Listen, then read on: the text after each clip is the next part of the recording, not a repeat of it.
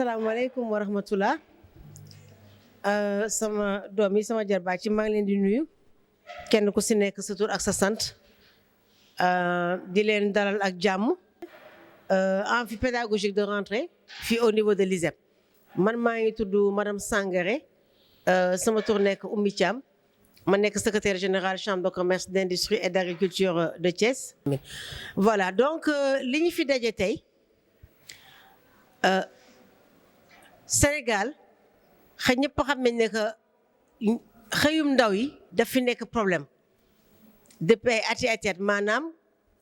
l'accès à l'emploi des jeunes dafa nekk benn problématique boo xam ne qui tient à cœur nos autorités parce que xam nañ ne que recensement bi nga xam ne que ni agence nationale de la statistique et de la démographie bi mu mujj def en 2013 wane ne que Sénégal 16% ndaw yi dañu nekk chômage te si biir 16% ndaw yooyu nga xam dañu nekk chômage c'est au niveau national donc au niveau régional Thiès rek ëpp na sax niveau national ak Thiès am na plus de 16% xale yoo xamante ne que ni amuñu xëy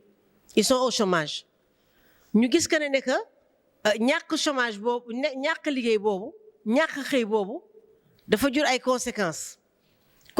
yi mooy que ne que xale yi ñi ngi jël bateau ñi ngi jël gaal yi di tukki di def li ñuy wax la émigration clandestine am na ñoo xam ne ñu ngi tukki par la migration si voie normale maanaam déposer am seen visa dem tukki dem jàngi mais suñu jàngi jee ba wuti xam-xam duñu dellu si waat donc il y a deux types de migration benn bi légal la mooy ñi am seen visa dem beneen bi c'est la voie clandestine te yéen ñëpp yéen ngeen koy nekk at yi passé yëpp mbëkk mi problème yi mu indi mun naa ne même drame yi mu indi ñi bare ñiy dee ñi di tëmbali li ñuy yëgul moo ëpp li ñuy yëg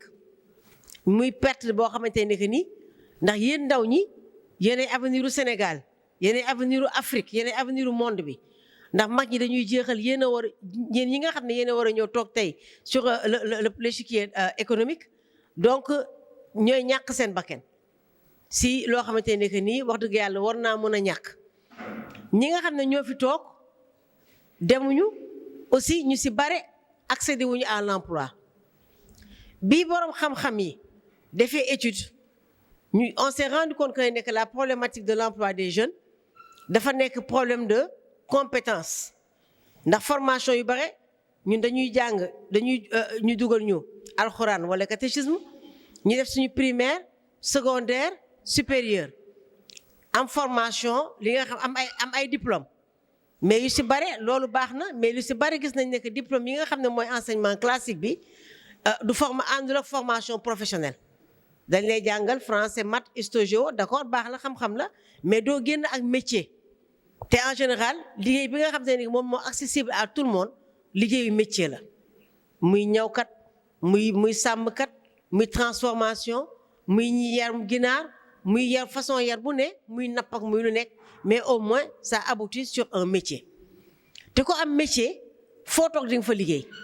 soo nekkee plombier soo nekkee Sénégal di nga liggéey soo nekkee Europe di nga liggéey soo nekkee Afrique di nga liggéey soo nekkee Asie foo mun ne si àddina plombier la l'essentiel mooy na nga ne am sa métier donc problématique métier boobu ñu gis que ne nekkul si enseignement classique bi donc Sénégal xam nañ ne que plan stratégique de développement mooy le plan Sénégal émergent donc plan Sénégal émergent bi ñu dugal si changement wu formation yi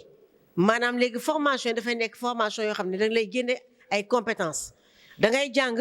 li ngay wax théorie dugg si biir salle de classe yi jàngal théorie li ngeen di wax li ngeen nar a def nii mais après da ngeen dem en entreprise def ay stage yoo xam ne da ngeen def pratique maanaam li ngeen jàng si ay cahier ak say ordinateur da ngeen koy jëfe ba mokkal ko léegi soo ko mokkalee après ngeen ñu def seen épreuve li ñuy wax certification mooy module yi nga xam ne ISEP jàngal na leen ko parce que chaque module soo leen si paree da ngeen def benn évaluation boobu mooy validation boobu moo leen di wan que ne mooy wane que ne que yéen matière boobu seen xam-xam màcc na si maanaam mokkal ngeen ko soo leen demee defi ji stage aussi stage bi dañ koy évaluer ndax fa ngeen defee stage dañ leen noter soo leen ñëwee aussi di ngeen def restitution maanaam di ngeen jébbal li nga xam ne moom ngeen jàng ci stage bi. donc te stage bi li ñu siy noté dinañ seet seen assiduité ndax da ngeen ñëw chaque jour heure ndax dinañ xool seen engagement ndax am na ñoo xam te ne que ni suñu toogee waxtu wàcc jotee ñu ne rëppi liggéey bi ña des faak yëpp dañuy ne dañuy dem loolu bon assiduité la mais manque d'engagement la ci sa métier. donc day xool ndax yaru ngeen ndax am nañu respect ndax am na ces cohortes yoo xam ne ñoo leen jiitu mais am na kenn koo xam ne yeggalu stage am ndax dafa wane manque de respect notoire femme bi nga xam ne moo ko accueillir en stage dem bay jéggante moom ay kaddu loolu yëpp dañ koy noté. dinañ xool le port vestimentaire maanaam li ñuy sol ndax correct na am déet donc dinañ xool lépp daal li ñu leen wax li ñu leen waxul yëpp ñee en stage dañ ko xool te ñoom ñii waa ISEP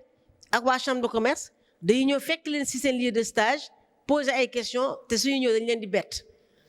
Vous êtes à l'ISEP de Thiès. Formation bi nag ci formalité yi c'est 5 jours par semaine du lundi au vendredi chaque jour de 9h à 14h30 donc de 9h à 14h30 parce que ISEP dafa sori moo tax ñuy commencer à 9h.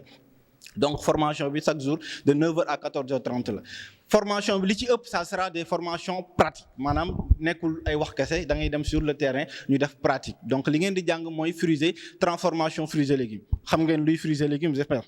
fruits et légumes mooy lépp li nga xamante ne nii dañ koy bay soit muy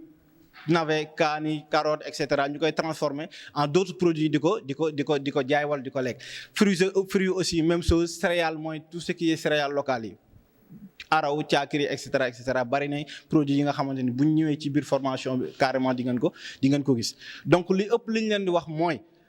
engagement ak volonté moom moo tax ngeen ñëw fi parce que formation bi li ñu koy def mooy pour jàppale ndawu Sénégal pour ñu am liggéey pour ñu mun lu ñu defaral sa loxo parce que formation boo paree même tey jii nii bu ñu la jëlul yow boo toogee sa kër di nga am loo xamante ni di nga ko mën a def di nga ko mën a jaay am ci xaalis donc objectif formation bi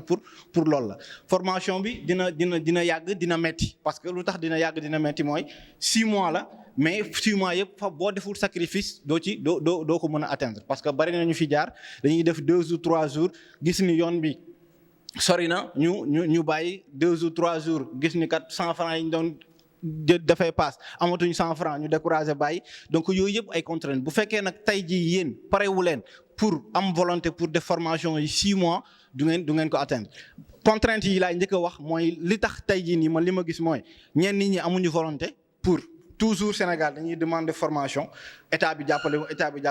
nit indi la formation gratuitement ba pare des fois sax dañ lay fay Sénégal man rek laa gis ñuy def formation ci Afrique di la fay des de formation di la fay mais nit ñi duñu am volonté. comparé ñi nga boo xamante ni tey jii ñi ñaa ngi fay ay millions ci formation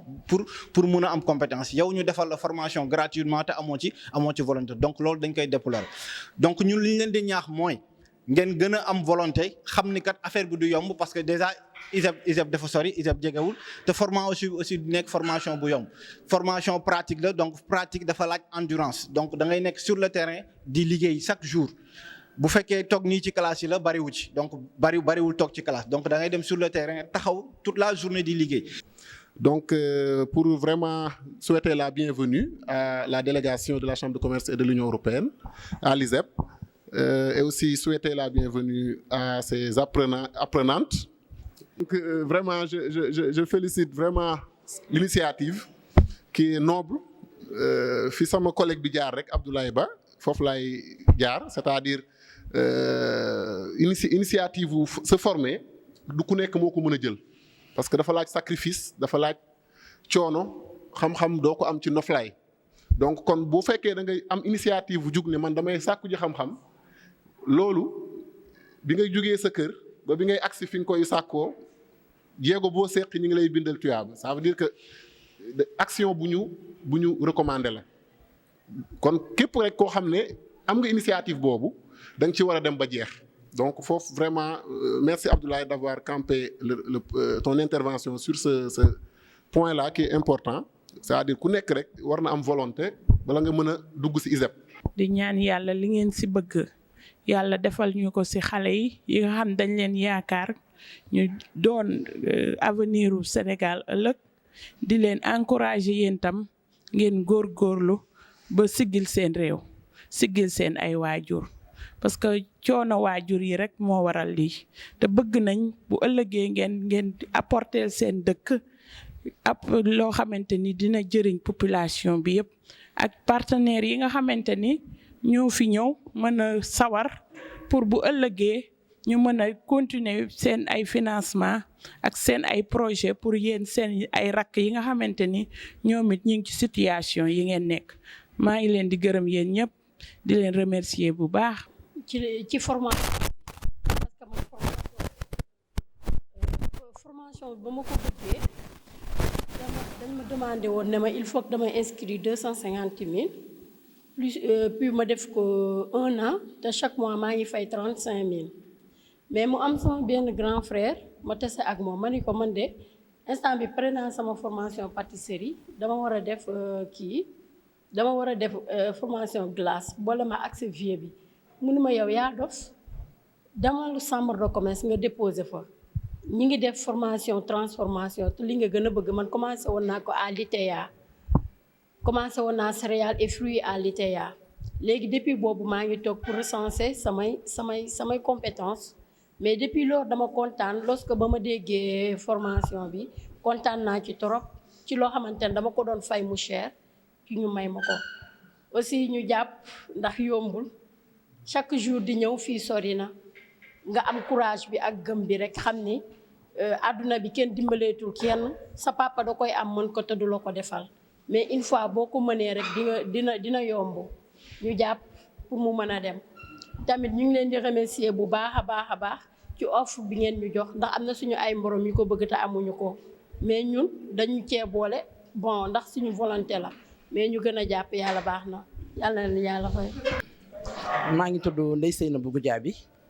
di femme de développement yor groupement GIE groupement des femmes de Parcelles Assainies unité 3 man nag céréales locales duñ ko mës a bëgg ñun groupement bi ñu yor ñun ñoo fexe ba def wutal suñu bopp këyit ci yéen parce que 1000 francs ñu def chaque mois 1000 francs biñ demee ba dajale ko ñu am ci léegi ñun mësuñoo def formation bi ñu mësuñoo am boog ku ñu defal formation nit day am formation CRETEF bi kii wax ñu abbuñu 3 personnes wala 4 personnes ñooñu dem def formation bi ñooñu bu ñu defee formation ba ñëw ñu cotiser waat suñu biir ñi nga xam ne demuñu woon ñu jàngal leen te kii rek nañu mës a def céréale man comme man maa nekkoon présidente groupement bi toujours damay préférer toog bàyyi ñeneen ñu dem parce que mënuma jiite ba pare di dem mais céréale locale bi comme man dama cee gën a kii deewu ma ci mais def naa ci formation macha allah maa ngi ciy gis sama bopp mais comme dama ñëw ma dégg ne dañ koy defaat fii ma ne naa ñëw gën cee apprendre gën cee am nga xamante ne li ma ciy liggéey ma gën cee gis sama bopp parce que vraiment fait nit ñi dañuy ñëw commencement bi dañuy ñëw ak doole premier jour deuxième jour troisième jour comme ni ngeen koy waxee fii mais bu ñu demee ba ci biir dañuy dem parce que céréale dafa metti parce que liggéey céréale du liggéey ngoon liggéey suba teel la il faut nga xëy suba teel pour nga mën a weer produit bu wow bu fekkee nag amoo pas-pas boobu doo ko mën a def parce que ñu bëri ay femmes a koy def te femmes yi koy def ñu ngi seen biir kër yi en général dañuy togg wala ñu yor ay doom dañuy engagé yu mais après du ñu mën a dem waaw kon damay kontaan trop vraiment bu ñu gisee partenaires yoo xam ne dañoo ñëw ba fii dañuy jàppale pour ñu gën cee am suñu gën cee match macha allah vraiment ba pare boo ci amee diplôme tamit da lay gën a arrangé boo demee da ngay mën a wane ni man kat lii ma def am naa ci diplôme bi looloo tax vraiment ñu ngi remercier waa chambre de commerce di remercier tamit partenaires yëpp di ñaan yàlla ni ñu ko commencé ci bismillahi rahmaani rahim yàlla nañu yàlla may ñu eggale ko ci alhamdulilahi rabbil alamin je vous remercie. Marème Diop Xombal première fois mu gis ko Xombal ñu invité ñu Mamadou Dieng mu invité ñu ñëw man pâtisserie laay def formation maa ngi ko doon déposé fii CRETEF. ma demee CRETEF ñu ni ma da ngay def sa lii inscription 50 000 lañ ma laajoon inscrit woon naa jot a commencé 1 mois ndax pâtisserie dama yàgg a neex ma daan liggéey fële am na benn hôtel bu nekk fii ñu naan ko Sarafina ma am ko ma fa dajeeloon un jour muy def pâtisserie léegi par jour dama naan ñëwal samedi wala dimanche bu amee commande yu bëri